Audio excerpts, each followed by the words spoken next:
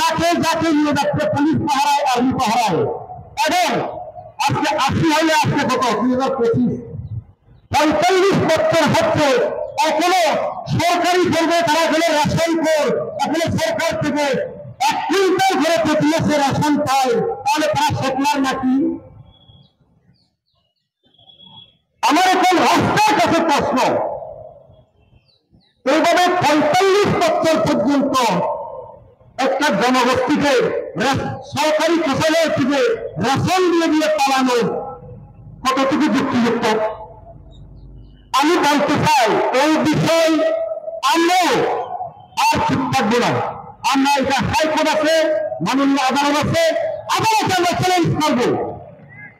একটা জনগোষ্ঠীকে ওখানে বসতি করে আমাদের ডাক দরকার দিতে নাকি ফেলে নিয়েছে, আবার ওদেরকে রেশন দিয়ে এখানে পুনর্বাসন করতে 25 বছর যাবত রেশন খাওয়াচ্ছে।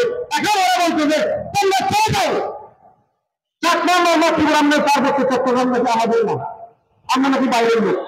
এটাই কোথায় যায়? আমি এই প্রশ্ন রাষ্ট্রের কাছে আমি এই প্রশ্ন রাখি। পার্বত্য চুক্তি 97 সালে, আজকে 27 বছর। এই চুক্তিকে এখন হ্যাং করে আইসিইউতে রাখা হয়েছে। এটা আইনের বহাল দিয়ে, আইনের জটিলতা দেখিয়ে ইচ্ছা করে হ্যাং করা।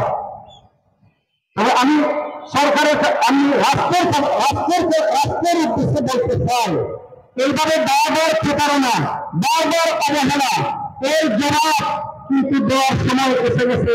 আদিবাসীরা বসে নেই, পার্বত্য চট্টগ্রামের যুব সমাজ বসে নেই, পার্বত্য চট্টগ্রামের জনগণ বসে নেই।